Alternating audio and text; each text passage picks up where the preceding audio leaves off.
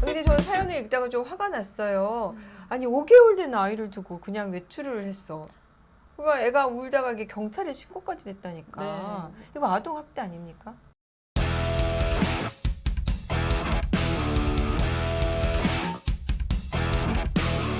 안녕하세요. 양소영 변호사의 상담소 양담소에 오신 걸 환영합니다. 오늘은 강효원 변호사님 모시고 상담해 보도록 하겠습니다. 강 변호사님 오늘 어떤 사연 준비해 주셨어요?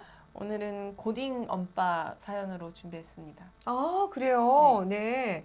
고딩 엄빠들에게 어떤 문제가 생겼을지 한번 볼게요. 고등학교 3학년 때 아내를 만났고 3달 만에 임신을 했습니다. 너무 어려서 어떻게 해야 할지도 모르겠고 시간만 보내다 아이를 낳게 되었습니다.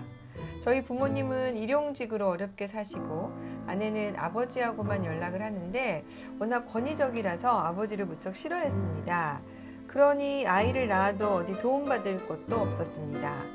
그래도 아이를 키워야 해서 저는 일용직, 배달, 상하차 안 해본 일이 없이 열심히 일했습니다. 열심히 살면 아내도 아이를 잘 키우고 살겠지 했지만 그게 아니었습니다.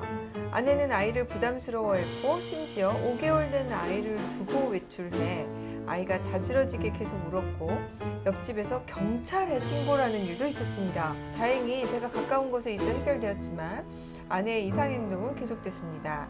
아이가 우는데도 달래지 않고 다시 아이를 두고 집을 나가고 결국 저희 두 사람은 이혼을 했습니다. 당연히 친권 양육권은 제가 가지고 왔고요. 지금은 이혼한 지 2년 가까이 됩니다. 이제 아이도 4살이 되었고요.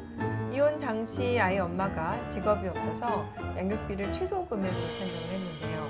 20만 원입니다. 고민은 아이가 아파서 계속 병원을 가는데 병원비가 만만치 않다는 점입니다. 아이도 돌봐야 하니 일하는 데도 지장이 있어서 수입도 거의 없는 상태입니다. 양육비를 올려받고 싶은데요. 방법이 없을까요? 아, 네. 아빠가 근데 정말 책임감이 좀 있네요.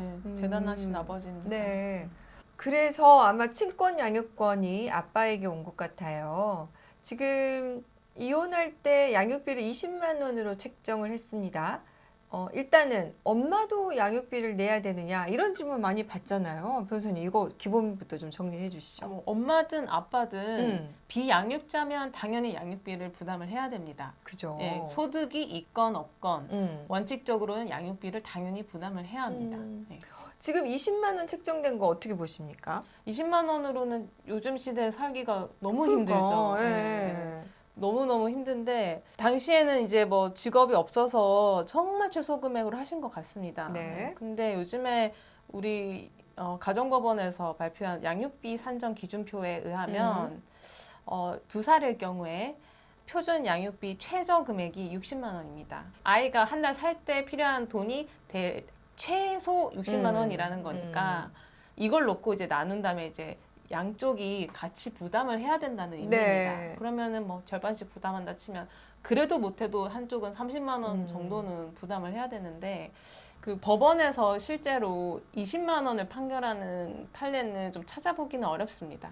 아니 그러니까 이제 예를 들면 60만 원인데 비양육자가 보통은 더 부담하잖아요. 사실 그죠? 그래야 되는 거죠. 70에서 80%를 비양육자가 부담하는 거니까 60만 원 기준으로 하면 한 40만 원 정도를 엄마가 부담을 해야 되는 게 원칙인데 그나마도 좀 20만 원이면 정말 적게 부담을 하게 한 거군요. 네.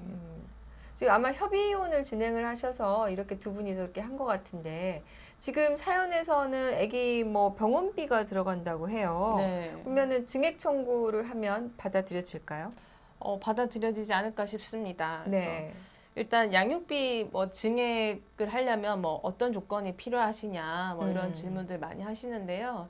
근데 법원에서는 이제 뭐 기존의 양육비 합의가 뭐 부당하거나 아니면 네. 증액해야 되는 특별한 사정 변경이 있어야 된다 이런 게 이제 대법원의 기본적인 뭐 판례인데 이제 실무적으로는 기존의 양육비 결정이 있은지 뭐 약간 2년이 뭐 지나서 자녀 연령이 높아짐에 따라 이제 양육비도 자연스럽게 증가되거나 네. 아니면 뭐 자녀의 건강이 악화돼서 뭐 아프다거나 아니면 양육자가 뭐 질병이나 실직에 걸려서 소득이 갑자기 감소했다거나 뭐 이런 사정이 있으면 좀 더 이제 양육비 증액되는데 참작 사유가 됩니다. 네. 근데 결과적으로는 이때도 양육비 증액을 위해서 다시 이제 검토를 할 때에도 결국에는 양측의 소득 수준, 재산 상황, 자녀의 나이, 건강, 뭐 기본적인 재반 사정은 다 고려하는 건 마찬가지입니다.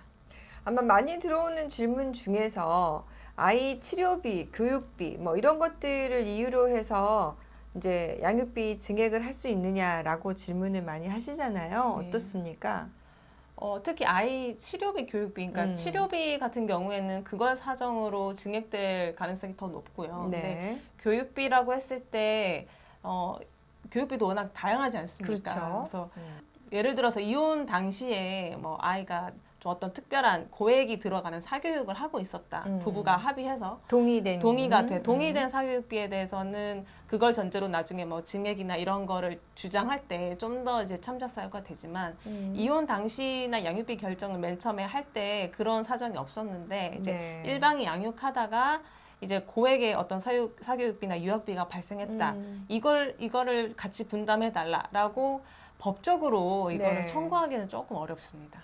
지금 우리 사연자분이 그러면은 우리 강 변호사님 조언대로 양육비 증액 청구를 하고 싶다. 그럼 법적으로 어떤 절차를 밟아야 되고 또 어떤 자료를 첨부하면 도움이 될까요?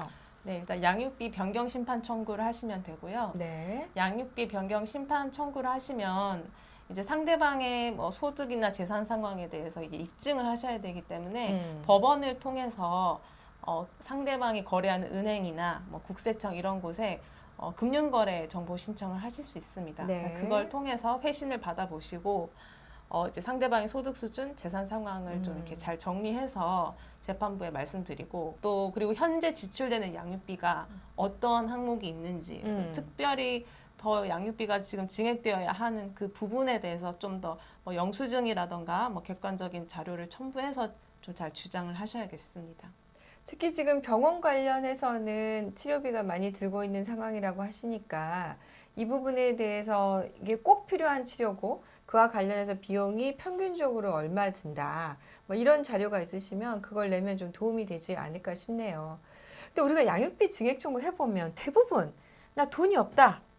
얼마 못 번다. 막 이렇게 하잖아요. 네. 어떻습니까? 지금 이 여성분 같은 경우에 보니까 지금도 직업이 없을 가능성이 좀 있을 것 같아요. 그래도 증액이 가능할까요? 저는 조심스럽지만 증액이 되지 않을까 싶습니다. 네. 뭐 아이 엄마가 직업이 없다 하더라도 본인은 어떻게 먹고 살고 있지 않을 거 아닙니까? 근데 이제 자녀에 대한 부양 의무는요, 1차적인 부양 의무라서 네. 내가 먹을 게 없어도 자녀한테는 줘야 되는 그런 부양 의무입니다. 절대적인 부양 의무라서 뭐 이미 이제 이혼 당시에는 그때 애 엄마가 직업이 없으니까 좀 시간을 주고 직업을 찾을 수 있는 시간을 이미 주었기 때문에 2년이 지난 후에는 아이의 이런 아픈 사정도 고려했을 때 법원에서 최소한의 금액이라도 더 올려서 네. 결정하시지 않을까 싶습니다. 아마 지금 워낙 책정된 금액이 20만 원이라서 워낙 적은 금액이라서 일단 증액 청구하면은 거의 정말 얼마라도 증액이 되지 않을까 네, 그런 생각이 들고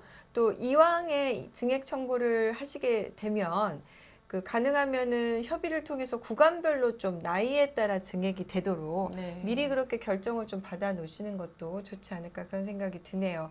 아마 재판부에서도 좀 이런 점을 감안해서 그렇게 결정을 하거나 또 조정을 하게 하거나 그렇게 해주지 않을까 기대를 해봅니다. 네, 일단 오늘 사연 주신 분한테는 응원을 좀 드리고 싶어요. 네. 네, 정말 그래도 책임감을 가지고 아이를 열심히 키우고 있으셔서 정말 대견하다고 칭찬드리고 싶고요. 또 그리고 만약에 양육비를 계속 못 받으시면 저희 사단법인 칸나 희망 서포터즈에도 네, 한번 신청을 해주시면 저희가 다음에 한번 지원 대상이 될 수 있는지 검토를 해보도록 하겠습니다. 네, 오늘 사연 도움 되셨다면 좋아요, 구독 부탁드릴게요. 감사합니다.